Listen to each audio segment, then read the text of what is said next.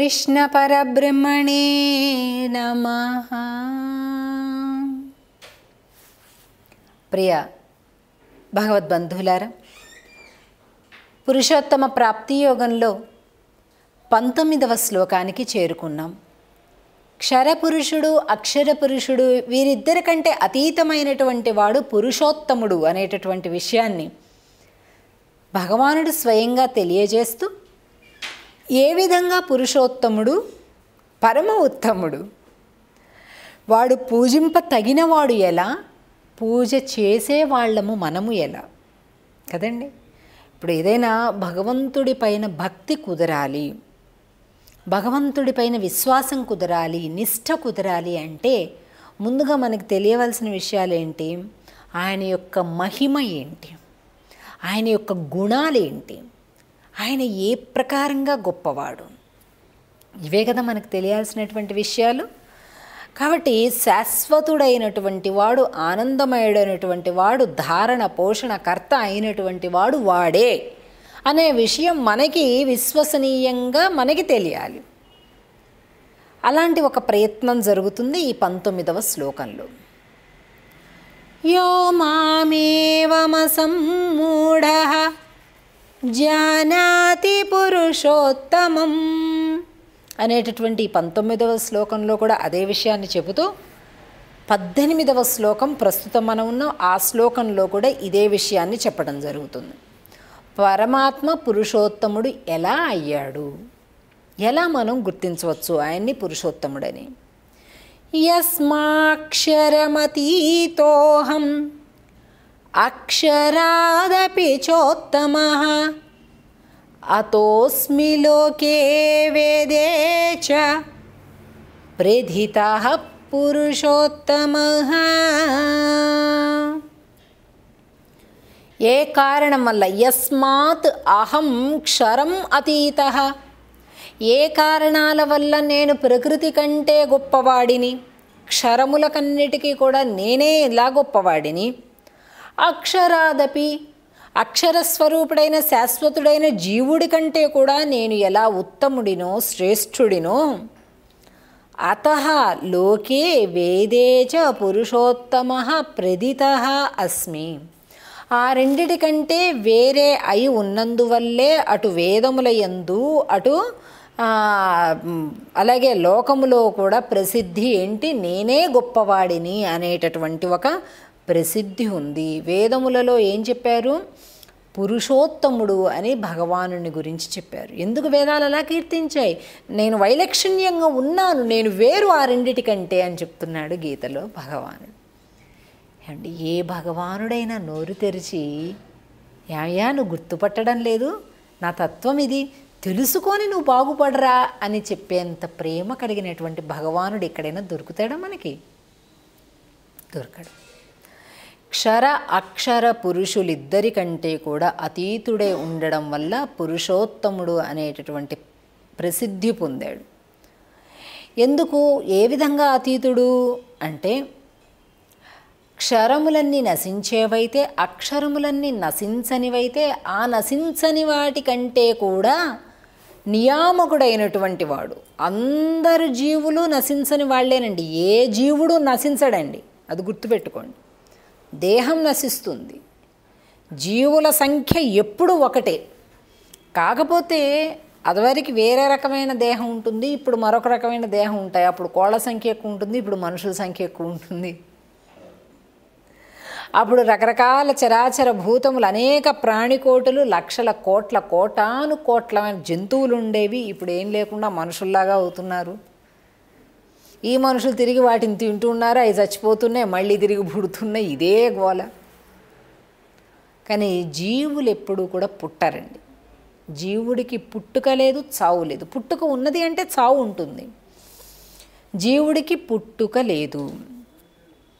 కాబట్టి అటువంటి పరమాత్మని, పురుషోత్తముణ్ణి కూడా తెలుసుకుంటున్నారు. దీనికి అనుసంధానంగా ఉండేటటువంటి 19వ శ్లోకంలో యో మామేవమసమ్మూఢో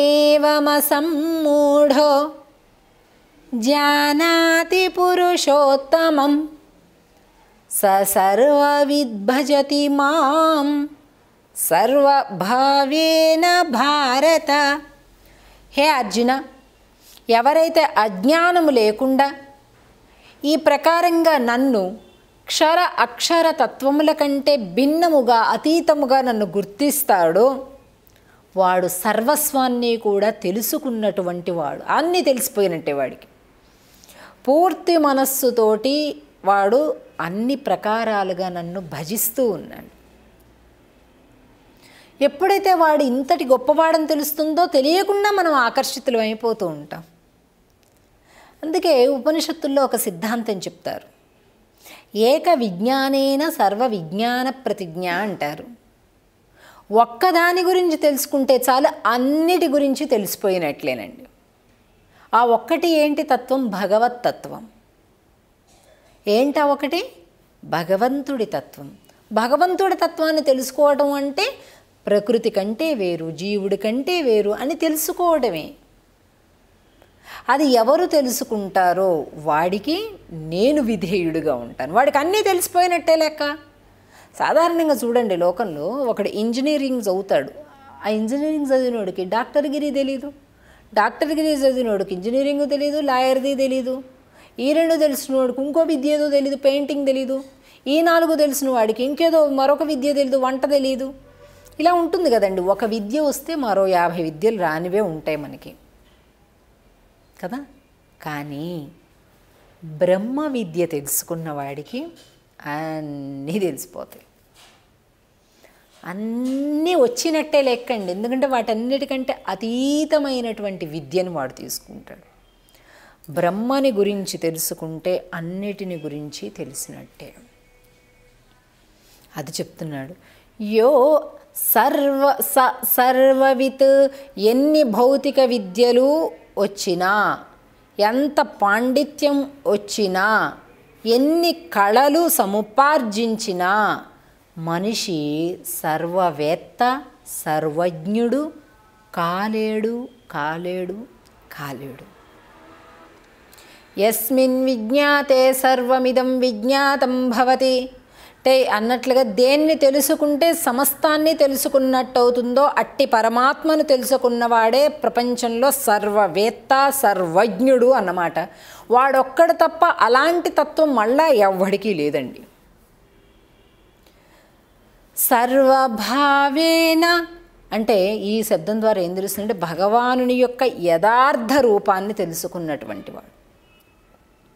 ఆయన యొక్క యథార్థ రూపాన్ని భక్తిభావంతో తెలుసుకొని సకల విధములుగా అతనినే భజిస్తూ దృశ్య వస్తువులన్నింటికీ కూడా అధినేత వీడు, అదృశ్య వస్తువులన్నిటికీ కూడా అధిష్టానము వీడే, వీటన్నిటికీ కూడా ఆధారభూతుడు వాడే అనేటటువంటిది ఎవరైతే తెలుసుకుంటారో వాడు పూర్ణ భావంతో సర్వవిత్ భజతి మాం సర్వభావేన భారత.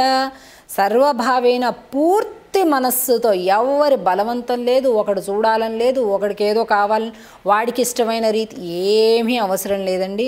సకల విధములుగా వాడు పూర్తి ప్రేమతో నన్ను భజిస్తూ ధ్యానిస్తూ ఉంటాడు. ఎందుకంటే వాడికి తెలిసిపోయింది విషయం.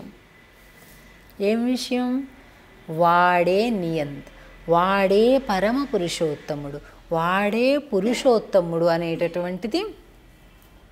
అందుకే ఈ అధ్యాయం పేరు చూడండి, పురుషోత్తమ ప్రాప్తి యోగం. పురుషోత్తముడు వాడు, వాడిని ప్రాప్తింప చేసుకోవాలని మనందరం కూడా ఆరాటపడుతూ ఉంటాం. ఎలా? ఆరాటం అందరికీ ఉంది, ఇష్టం అందరికీ ఉంది, కానీ వాడు దొరికేది ఎలా? ఇది వాడిని గురించి తెలుసుకో. ఎలా తెలుసుకుంటావు? ఉపనిషత్తులు, వేదాలు, శాస్త్రాలు ఇన్నిటిల్లో కూడా గురువులను ఆశ్రయించి ఒక్కొక్క తత్వాన్ని తెలుసుకో. వాడి యొక్క గుణము, రూపము, వైభవము, శక్తి అన్నీ ఒకటొకటి తెలుస్తుంది. నువ్వెంత చిన్నవాడివో తెలుస్తుంది, వాడెంత మహనీయుడో తెలుస్తుంది. అప్పుడు నువ్వు తెలియకుండానే వాడికి దాసుడు అయిపోతావు. ఇటువంటి ఒక మహత్తరమైనటువంటి సందేశాన్ని ఇస్తుంది ఈ 18, 19 శ్లోకాలు. అచంచలమైన భక్తితో పరిపూర్ణమైన నిశ్చలమైన ప్రేమతో కూడినటువంటి ఆ భావనతోటి వాళ్ళు జపం చేస్తారు, ధ్యానం చేస్తారు ఆ భగవంతుడిని గురించి అని తెలియజేస్తుంది. ఇక పైన రాబోయే 20వ శ్లోకం ఫలశ్రుతిని తెలియజేస్తుంది. దాన్ని కూడా తెలుసుకుందాం. సర్వం శ్రీకృష్ణార్పణమస్తు.